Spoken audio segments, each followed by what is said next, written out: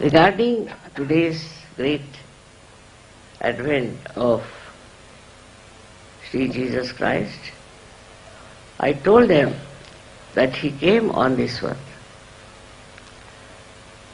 with a very great vision.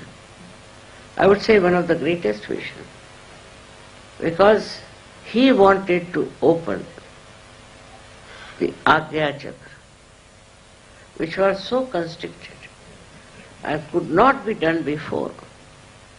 For that he had to sacrifice his life. By that sacrifice only, the great Agya could be opened. He was aware of it. He knew that it has to happen, that he has to somehow accept this sacrifice. As it is, he was a divine personality. He had no problem in doing so, but he thought that could be some other way there by which you can open this Agya Chakra. But he had to sacrifice his life. And in that sacrifice, he has shown that if you have to rise above this mundane, superficial life, you have to, in a way, sacrifice. Sacrifice what? Sacrifice all your 6 enemies. But with the Kundalini awakening, all these 6 enemies completely get detached. Depends on how your Kundalini has risen. If she has risen in a perfect manner, then I have seen people at the first shot, they just become completely self-realized. Of course, there are very few, but they have been. While I see most of you have little problems, and for most of you it is the problem of the Agya Chakra. How do we get the Agya Chakra working so much is this, that we think as a reaction to anything outside. We react to everything. I see here all these lamps.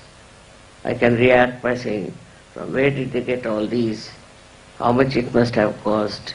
Where are they kept all the year round? All kinds of things. I can react. This reaction comes from our conditioning or from our ego. Egoistical people are extremely sensitive. If you give them, say, something that they think is not very dignified, they can feel hurt. They can feel hurt for anything, because they have a consciousness that they are something special, something higher people, and one should behave with them when they are dealing with anyone.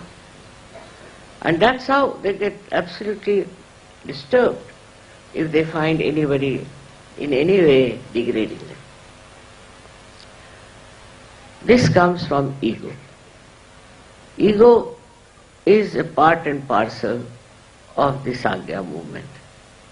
And the second one is your conditioning. Now you have a conditioning.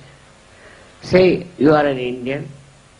Now the conditioning is that a person who comes to meet you should touch your feet. Supposing that's your relationship, and the person doesn't touch your feet, then you are angry.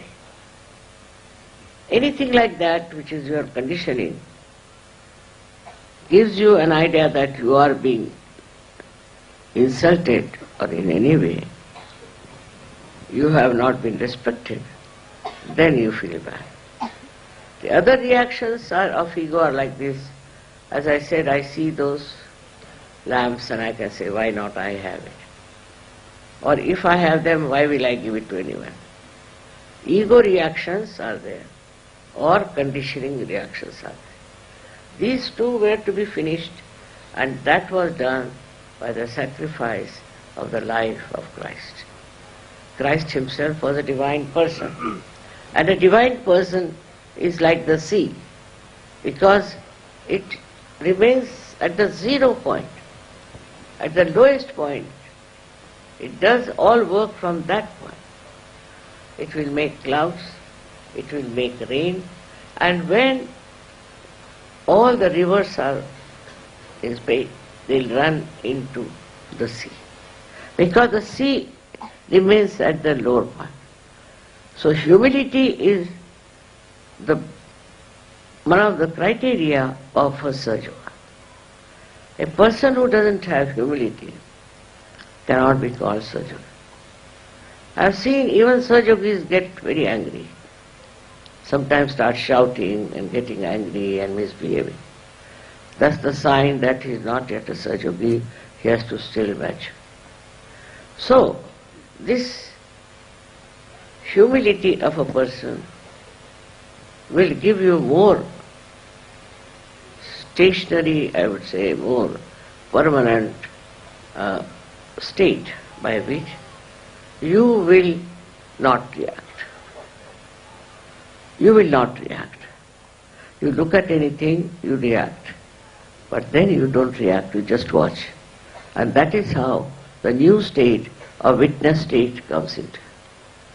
When you become the witness, you are just watching. Just watching. Not reacting, not thinking about it.